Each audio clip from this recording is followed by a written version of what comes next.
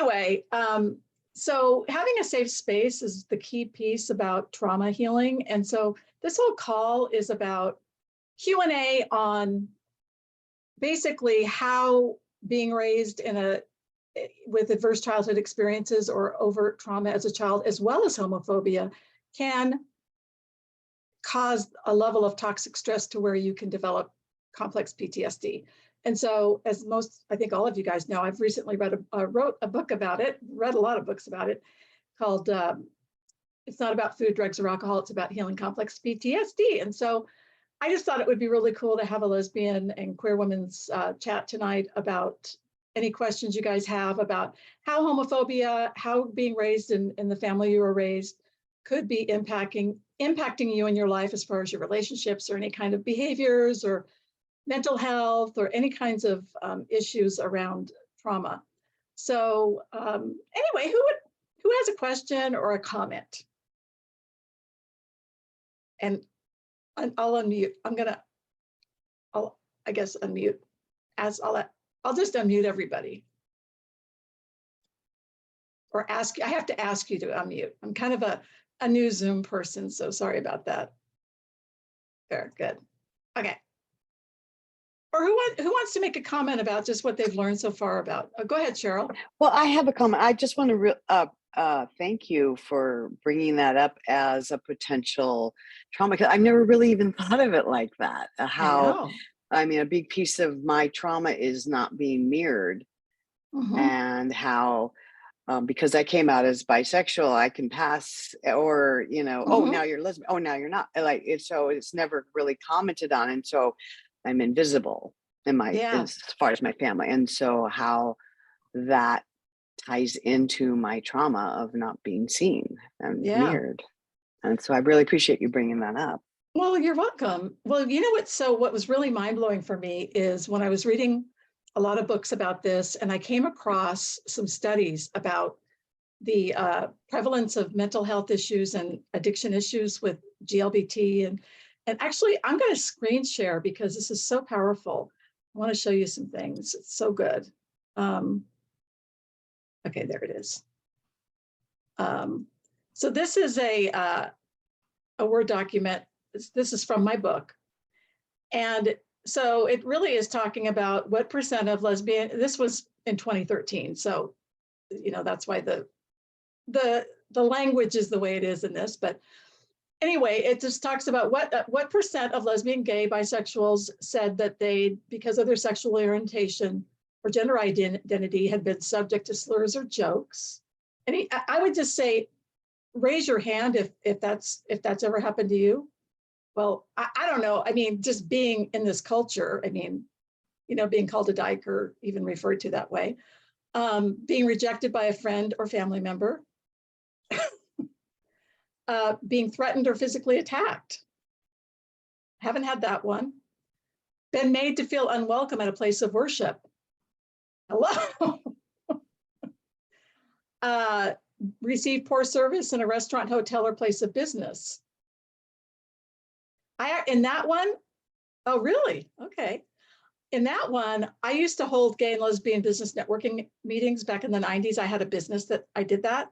And at one point, one of the restaurants found out it was kind of obvious we were gay and lesbian. I didn't feel the need like I had to tell them, but this was in the 90s and they told us they didn't want us to come back. It was pretty amazing. Been treated unfairly by an employer. I worked for the Mormons, and no offense if you're Mormon, but I worked for a company that was 99% Mormon, and yeah. So out of all those things, those 6 things, I've had every single one of those happen to me over my lifetime, So this is what and I'm going to show you another piece of this slide, another slide. So this was done by the National Epidemiologic Survey on Alcohol and Related Conditions in 2013. And just check this out. LGB means lesbian, gay, bisexual, and heterosexual. So, the teal color is the prevalence of psychiatric issues and substance use disorders. I mean, it's pretty remarkable if you think about it, right? And it's tragic. And and what's even more tragic is these all came to pass for me. Thank goodness I'm in recovery. I manage my anxiety disorder and dysthymia through, actually antidepressants, as well as just trauma therapies and having healthy relationships. But the point is, so why is it that we in our community experience this much? It's almost like 50, if you look at like mood disorders, it's basically twice as many mood disorders, twice as many anxiety disorders, and twice as many substance use disorders, and any psychiatric disorder. So it's like, okay, so what's that about? Well, when I was doing the research for the book, what was so interesting is there's one point, I don't even remember where I read this, but this one trauma therapist was talking about how, as a human being, our nervous system is constantly scanning for safety. Are you safe? Are you not safe? Are you safe? And anytime we feel that we're not safe on whatever level, if it's just an emotional level, our nervous system activates for protection. And so over the course of many years, you may have heard the term microaggressions for racial and minority populations. And a microaggression is not typically, it's not an overt like, hey, you're a dyke, or, I hate fags, or any of that. It's just, hearing on the news, people that are anti-gay, that are not, that are anti-marriage for gay people, or that all of the different things you hear over year. And the bottom line is that impacts our nervous system, our psyche, our mind. And anybody here like basically stayed in the closet at any point in their life? Yeah, I mean, obviously, because we didn't feel safe. And so again, that's not just a psychological, impact. It does have an impact on your nervous system and on the way that you are in the world. And so this is why we have so many more substance use disorders and mood or any psychiatric disorder. Because when you put that much stress on a regular basis, it's like death by a million paper cuts kind of thing. So just like as a child, when you're exposed to chronic toxic stress in childhood, you've got a brain that's developing, so it's even more impactful. But I mean, I learned when I was 14, 15 that I was attracted to women or girls instead of guys. And so I still had a developing brain. And so between my childhood stuff and the gay and lesbian stuff, here we are with these issues. So that's why I wanted to bring this up. And, like, for example, anyway, well, let me just open that up for anybody that wants to share just any insights that they've had so far, just from this brief time we've been together. I'm trying to formulate a question here. What do you think? So I don't always come out, like at work or where I'm at. Mm-hmm. Just because it's not always necessary, but at the same time, I don't feel like I'm staying in the closet. Right. Is that, I don't know if I'm asking if that's acceptable or if I am really staying in the closet and just fooling myself. Yeah, well, I mean, if you ask yourself the question, how would I feel if I just like sort of flowed with just saying, I mean, in your situation, you're single, right? So it's not like, you're talking about a partner, but at the same time, when other people talk about relationships or past relationships, if we don't share about those, then I would be asking myself, is that because I have fear about being judged or not accepted, and there's nothing wrong with it. It's a natural human reaction to not feeling safe. And in the context of this conversation, it's also an opportunity to look at the people that you are with and who, because I don't come out to everybody. I mean, you know, I share something in the book where Maria and I were on this cruise, and you know, we when we signed up, they asked if there was a special occasion, and we checked the box that it was an anniversary, and so they had really beautiful swans made out of towels on the bed and happy anniversary sign. But when it came time to come to the public dining room, and I knew that they were going to bring a cake to us, I noticed that, and here I, you know, I've been doing all this work all these years, and I knew that it was going to out us. And there was like 2 other straight couples from like heavy leaning Republican states at our table with us. And I'm like, I just noticed how uncomfortable I was through the whole dinner, because I knew that it was going eventually, that we were going to be out. And I mean, I could have made a choice, or, you know, to say, hey, don't do this. But the point is that even after all this work I've done, my nervous system still gets really uncomfortable when I sense that somebody might not approve of me. And even though I'll never see these people again, it was just so interesting how ingrained it can be, you know, even after all these years. And so, interestingly enough, when the cake arrived, oh my God. So the cake arrives, and they're like, all these servers are like, happy anniversary. And the couples are like, kind of like looking around, like looking at, there was 2 couples. They're looking at each other like it had to be for you or you. Only the straight couples did not look at Maria and I at all, honey. Right. And then they put the cake in front of us, and the couples are like, oh, and like the wives were like, oh, that's so sweet, congratulations, really nice. And the husbands were just like mute, nothing.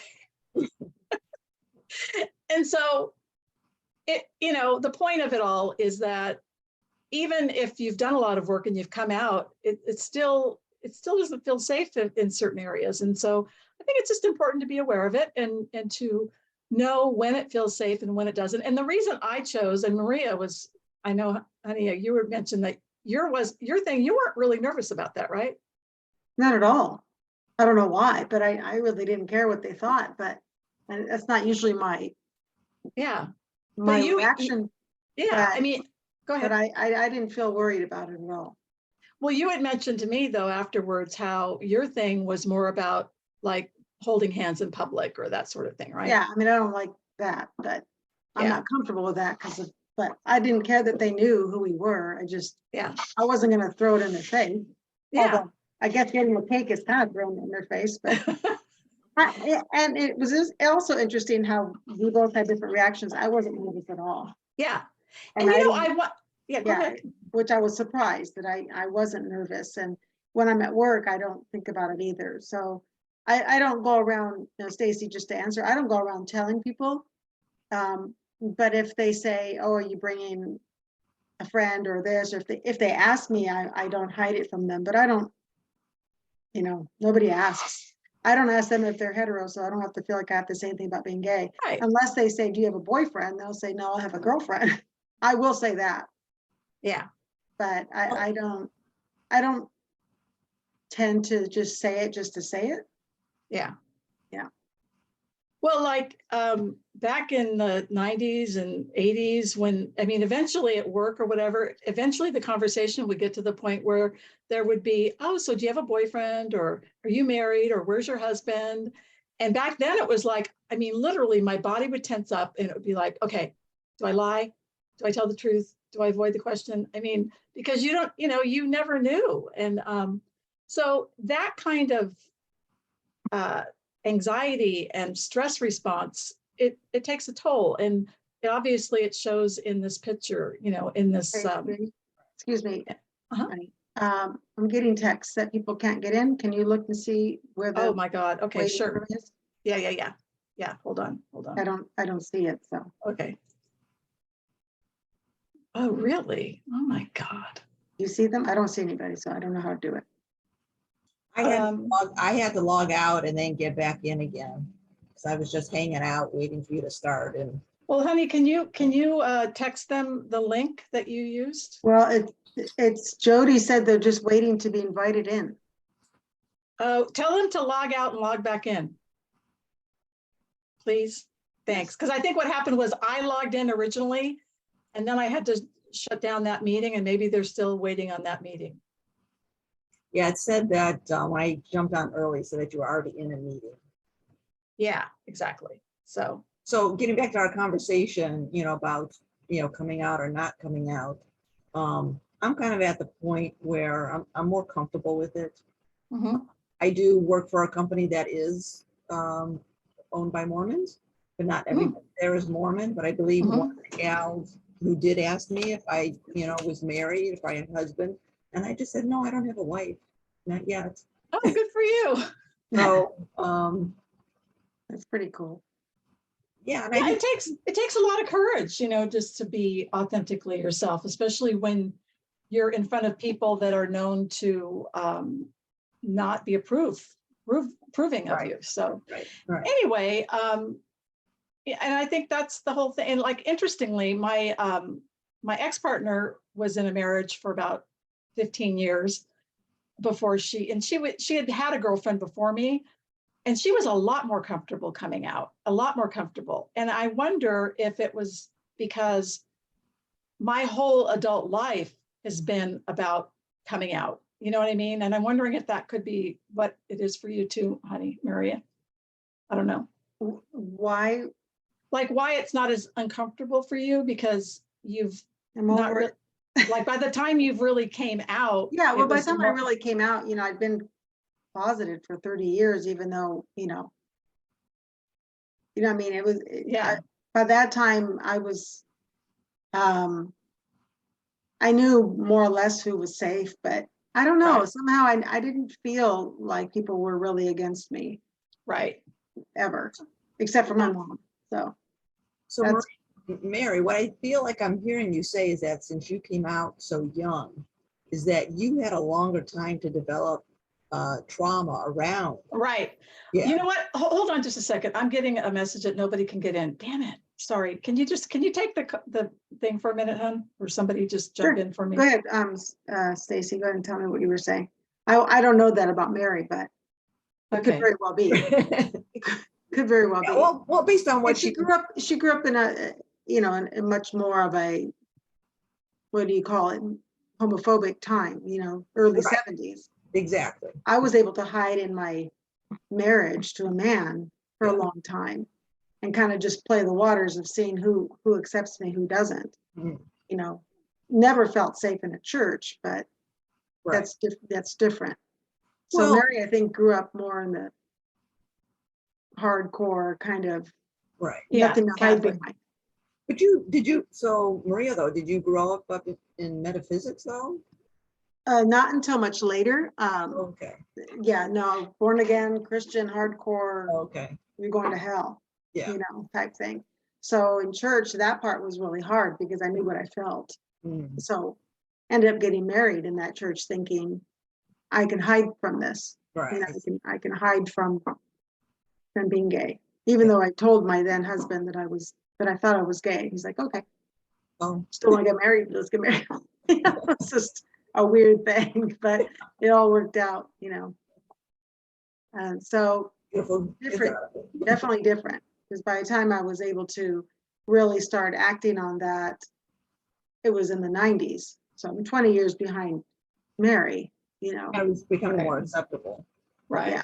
Yeah, more people were coming out. Right. I didn't come out until I was 37, so. Right, so we're similar in that. Yeah, and I felt like it goes back to what Cheryl was saying about, I think being mirrored, is that I felt like I was coming out to myself and seeing myself for who I was, not as a gay person, but just a person. Sorry, I don't mean to jump in, but Cheryl, would you mind logging out and logging back in to see if you have a problem getting in again? Because I'm really concerned about people. Would you mind? Cheryl? She went. Yeah, she heard you. Okay, good. She was just muted. Okay, great. Because obviously I'm a new Zoom person. Sorry about that. It happens sometimes. I've had the same issues with my Reiki circle. So, well, this is teaching me that I need to not do a personal meeting room and do an actual meeting where, because on Zoom, you Yes. can do an actual meeting. And I thought it would just be easier to do a personal meeting room, but obviously it's not. Okay, so Cheryl's back in. Okay, good. But she hasn't popped up. Oh, there she is. There she is. Okay, good. So I'm just kind of curious. Well, Jody How- said she would just send everybody a message saying to try again. Okay, good. Thank you so much. So Cheryl, how was it easy to get back in? Yeah, I just clicked on a link and it brought me right back. And did you click on the link from the email or from? Yeah, from the email you sent. Okay. Okay, cool. Well, here we go. So, so I'm just curious, as far as adverse childhood experiences go with, homophobia too. So has anybody had any kind of experiences where, or just insights as to, like, I'm just curious, like what age did you guys know that you were attracted to women instead of men? And in your case, Cheryl, both. For me, it was 37. So you didn't have that awareness until you were 37? Okay. I was 14. What about you, Maria? Around 37, same, late 30s. Well, no, you said that you knew that you were attracted to. Well, yeah, but I women. mean, when I came to terms with it to be really start, Right. looking at it with myself, otherwise there was a lot of hatred, self-hatred, of course. Yeah. Right. So let's talk about complex PTSD and just kind of move into that a bit and really talk about what it really is. And the whole thing that was so mind-blowing for me was, since I never had physical or sexual abuse, I just thought that I just was an adult child of an alcoholic. And, I went to my CODA meetings and my ACA meetings and did my 12-step stuff and read a lot of books, went to therapy.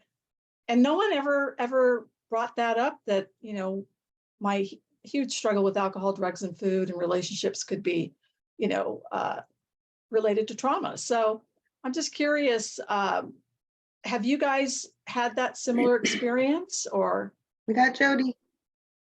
Jody Nelson. Hi, Jody. You made it. Yay. I've been trying for 25 minutes to I'm get so in. sorry. So what happened? Oh. Like when you did it, what did it? It's what- me and like 10 other women. It just says, a host will let you know when it is. Host is on another meeting. I mean, on and on and on. I am so sorry. I'm learning from this, and I will not do it this way next time. So please trust me again. It's okay. And I just wanted to say, I'm sorry.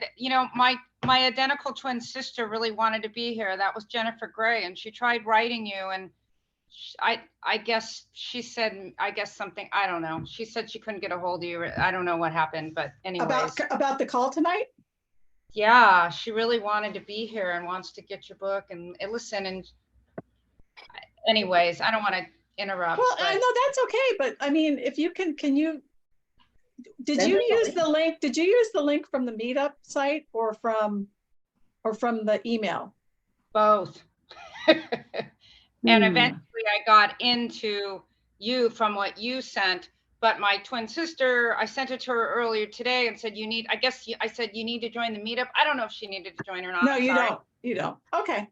Oh, Well, all right. okay. So sorry. So It's okay. sorry. Okay. So sorry. yeah, you were on the launch call, weren't you? I was, and I'm Yeah. gonna get your book and I'm really excited. Anyways, thank you. You're welcome. No problem. By the way, there is a link in the chat if anybody would like to pick up the Kindle version is only 99 cents and paperback $17.99. So there you go there. So anyway, can anyone relate to not knowing they had trauma or not even sure if they even have it now? Any hand raises on that? Okay. I do now, but I didn't know until now. Okay. And what gave you the insight that you do?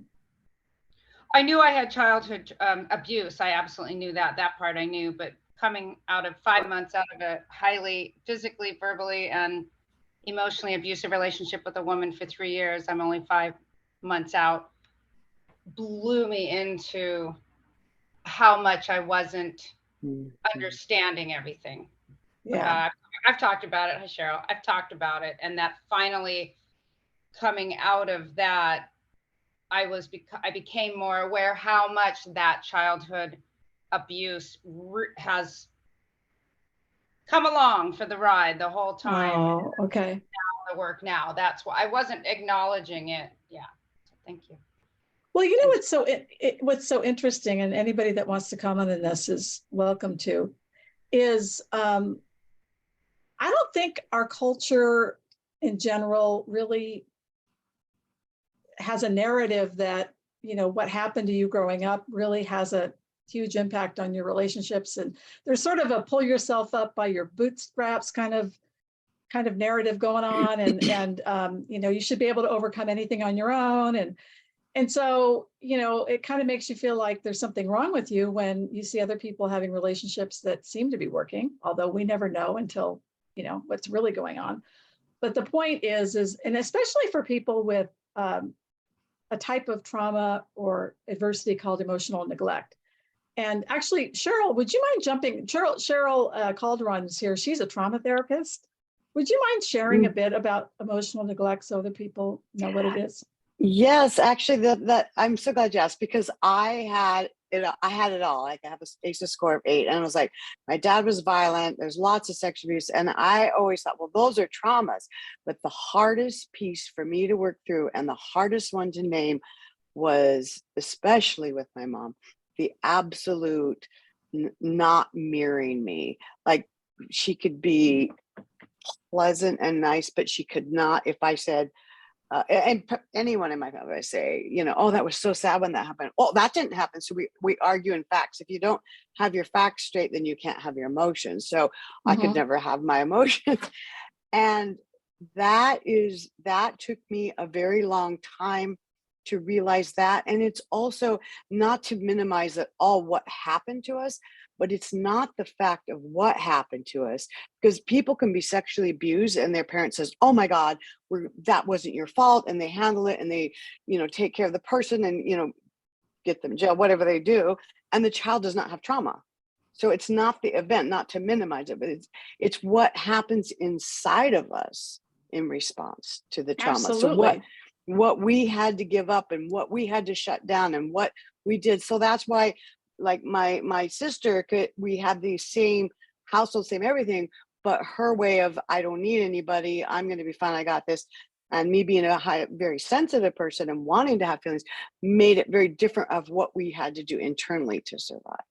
Right. And so that was the hardest work. Well, yeah, I mean, and that's the whole thing about the culture is that everybody thinks that it has to be really overt. And it's also, even if it isn't overt, that it's just an emotional thing and it doesn't live in your body or in the way you respond to situations. And like one of the big ahas for me was realizing that you literally you're reliving the sensations of what happened and you don't even know it. Like for me, I witnessed my parents fighting, actually my mom yelling at my dad. My dad was pretty silent. But the point is that since I've learned about trauma, now I understand when I see people being angry with each other or, you know, there's a conflict, my nervous system, I relive that energy in my body. And I never knew that until recently. I remember one time, honey, we were out on a walk somewhere and there was it was in Laguna Beach and there was people having an argument, like a heated argument at the basketball court. And you were like, oh, I want to see what's going on. And I was like, I got to get out of here. Remember? Mm-hmm. And so it's like, that's a classic, you know, need to avoid the trauma kind of thing.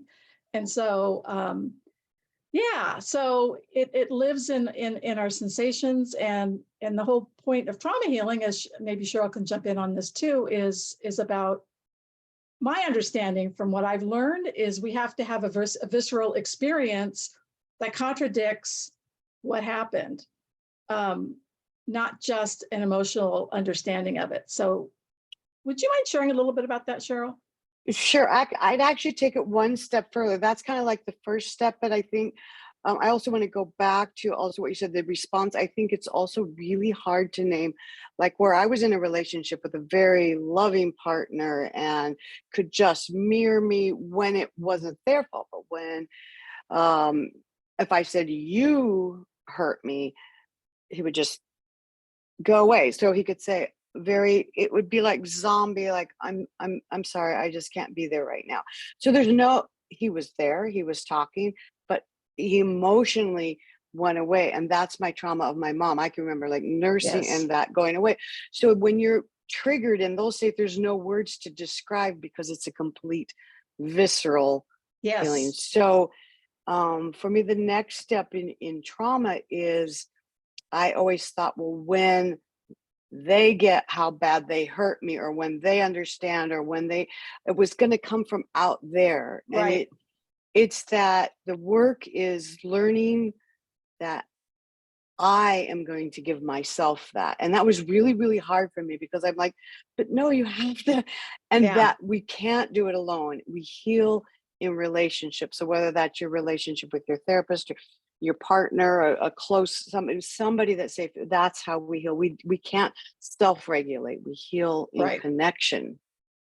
Right. Absolutely. I completely agree. And like you said, it's like when you're that young, you don't have the cognitive ability, or a lot of times if you're super young, you don't even have the explicit ability to remember anything. All you have is that visceral sensation. Exactly. And so, and then you wonder, well, like, why do I get so triggered when people don't listen to me? Or why do I get so triggered when people are kind of condescending or whatever? Or glance at their phone and look at their Yeah. phone and not looking at, oh my God, that's such a big trigger. Yeah, I know. And so It's so simple. But what's so beautiful today is when you understand that dynamic, you can have compassion for yourself, but also not be as blaming of your partner, because you understand that, oh, okay, so I'm in a trauma response. And how can, and the thing with Maria and I too, what's really helpful is she, I've explained all of this stuff to her. And so we're able to have compassion for each other and really be there for each other. Whereas I've had partners in the past where one of my biggest triggers is distance or emotional abandonment. And I've had partners in the past say, well, you're just too needy, or you're just, you got to get over that. And, and it's like, it was shaming, instead of understanding that we all have certain wounds, and it's important for us to get it's not that I need to depend on Maria to fill that up, but her having an understanding of it, and her with the attachment. I talk about attachment styles, and what we understand now about each other is when I feel a sense of distance, I'm able to say to her, honey, are we okay? And if whatever she's being distant about, if she really even is, it could be on my own thing. She'll say, yeah, I'm right here for you. I'm not going anywhere. But if there is something going on, we'll talk about it. And if we're not ready to, we'll schedule a time for it. But just having a safe place, first of all, an understanding of the dynamic, and then having a safe place to, talk about it with somebody is so key, because God, it's so heartbreaking to see so many relationships fall apart because of trauma triggers that people aren't even aware of, So, Mary, yes. can I ask a question? Sure. You brought something up, but I'm not sure if you finished it. You said you feel like, because I'm really trying to get this, obviously. You said something like, you've got to get this viscerally. You were getting to, how do you Right. kind of heal this? And I'm a little confused, just because, and I'm confused too, because I was in a massively abusive relationship, which is very hard to, I now know that, and everything I came into it and brought into it was all patterning. I understand that now, and I get it, what I did and what my part was.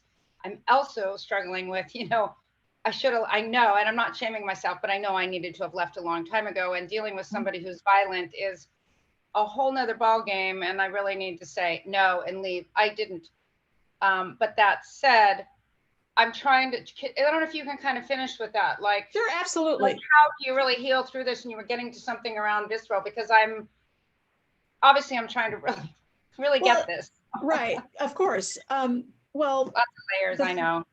the thing that I think is really important when you're coming out of something like that is to really focus on your own healing and really find safe people to do that with.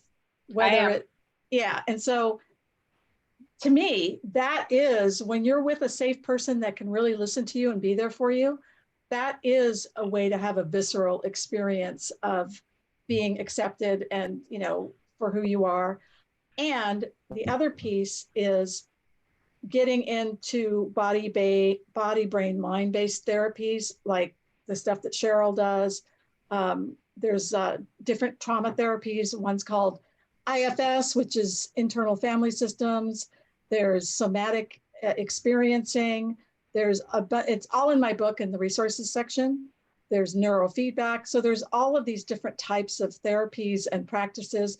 Another huge thing for healing is about mindfulness and self-compassion. So learning how to have compassion for myself, because so many of us just blame ourselves like we're broken or something wrong with us. And you know, when you're a survivor and you're in a violent relationship, and again, Cheryl, I hate to keep on referring to you, but No. You know, there's a reason. My understanding is the reason why people stay. You're in a freeze response possibly, and you know, and so it's like if you can have compassion for yourself, where you did the best you could, and you stay, you know, and you're not in it now.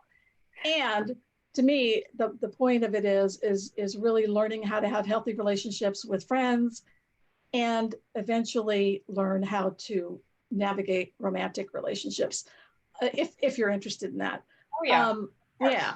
Yeah. So yeah, I would definitely get my book, and there's all these exercises and the workbook part about how to identify the kinds of relationships that are going to be nurturing, all the resilience building practices, and all the different trauma therapies. Cheryl, did you have something? Yeah, I just want to add to that I think for me, I did a lot of work, but I didn't get the mind-body piece and the attachment. So we're wired to have an attachment. We are wired to attach to our parents.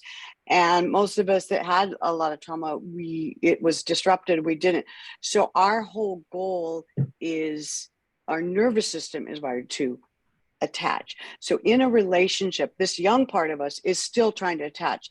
That if you take a child from an attachment and they have no attachment from either parent, and there's no one, they will die without something. So to the nervous system, it feels like death. So when you're in a violent relationship, or whatever your relationship, it doesn't matter what, or a parent, the whole goal is, I want to preserve that attachment. It's not even a thought. It's like hardwired. I want to attach to that person. So to leave feels like death to your nervous system. And so when you learn that, there's so much compassion in that, because you don't have a choice. I mean, just for you that you did is amazing. Like, that is, to do that was, I can't even imagine the pain of the terror of, oh my God, I'm going to die. That's what your system feels like. So I think having somatic therapy and learning about the nervous system is a big piece of all the other work is great too. I mean, it's great stepping stones, but that is a really important piece, because everything we do then makes sense. All our behaviors, everything makes sense, because it's our nervous system using strategies to survive. Right. You mean getting in touch with your body? So I've been learning lately, even though I'm going like the next step in my layering of healing, and I'm trying to understand this, that the body, the body and the self-filling, the self-loving, filling, compassionate, I'm getting it now, but I'm not still really understanding why the body is so important.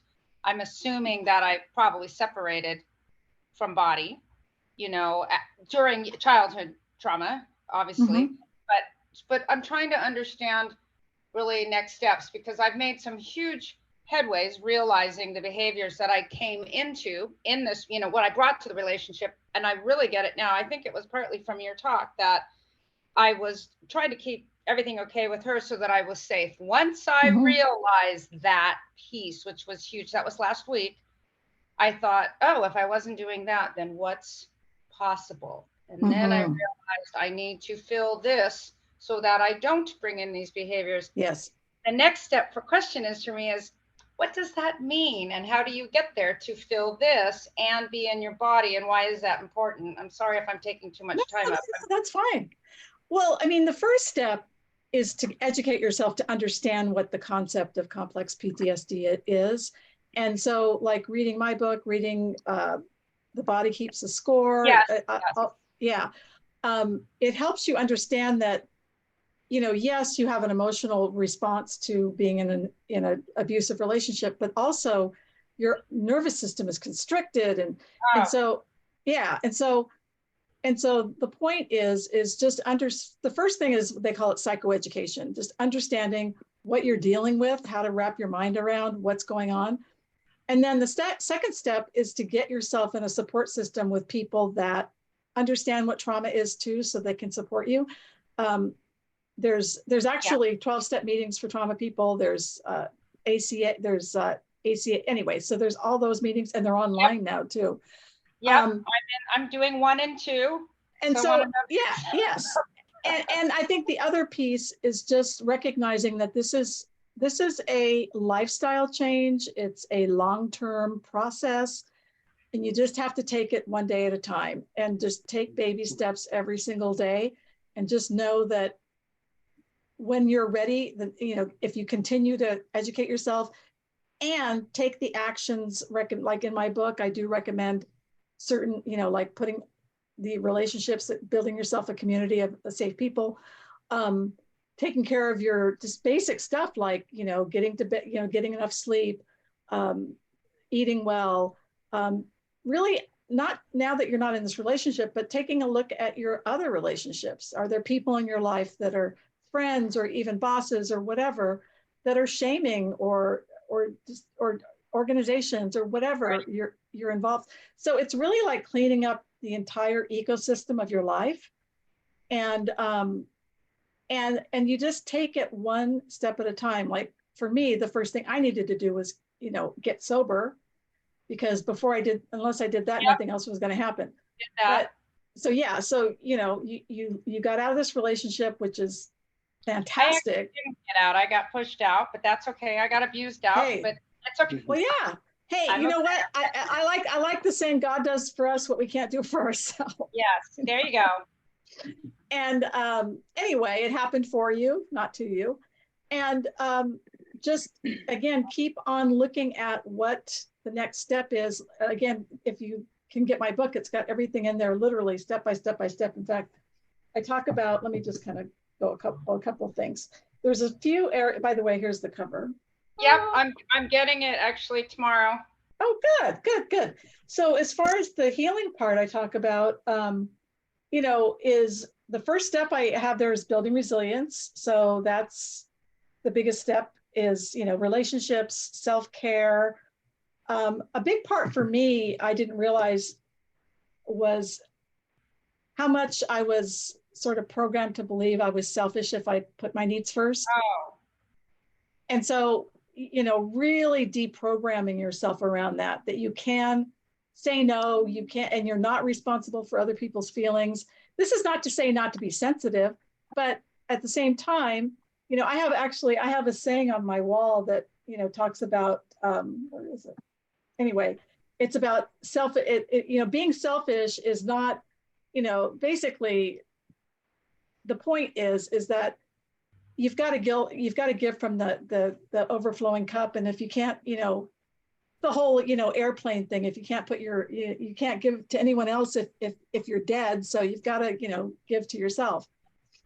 And then it's about cleaning up relationships, cleaning up your environment, and just trusting that the next indicative step will come. And it's not always a comfortable process, you know, so. Oh, no. Yeah. Is the body part then, is getting into your body then related to trying to regulate? Is the body part more about being present and getting your nervous system more regulated? Yes. And that's is that what they mean by all that? Yes. And what that means is before I understood trauma stuff, I didn't realize how out of touch with my body I was.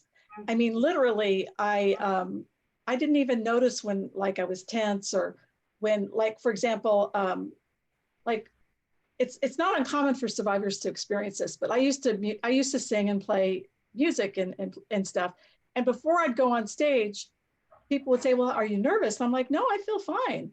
But then I would have all these gastrointestinal symptoms. And so a lot of us survivors, we don't feel the feelings, but they show up in our bodies. Absolutely.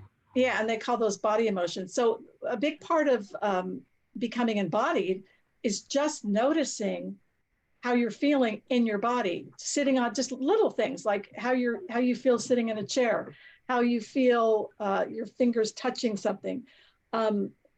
I call it somatic. Well, it's called somatic mindfulness. You know, when you walk into a room, notice how you feel in your body when you're around one person compared to another. Your body is a great sensor, and it'll give you a lot of information, but you have to become attuned to it. And then the other thing, I did a lot of yoga in the beginning of my trauma recovery work. Yoga is a great way to get back into your body because it's all about, you know, it's very physical, it's stretching, it's breathing. Breath work is another practice to help you get into your body. Any kind of physical exercise. In fact, Bessel van der Kolk talks about this.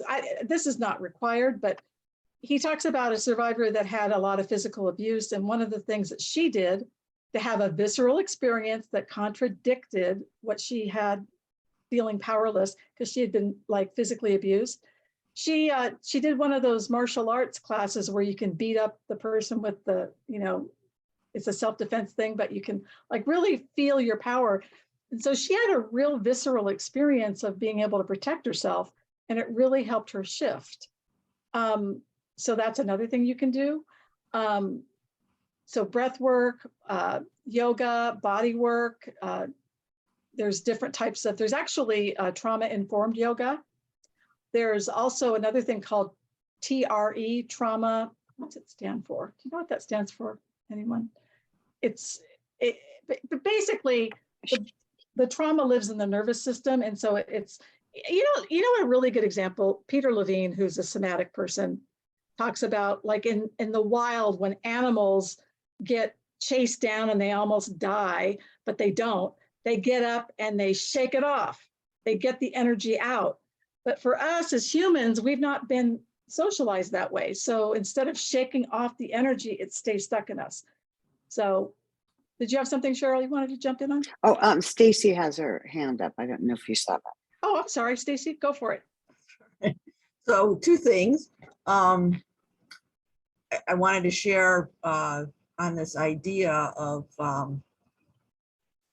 think, being with our feelings.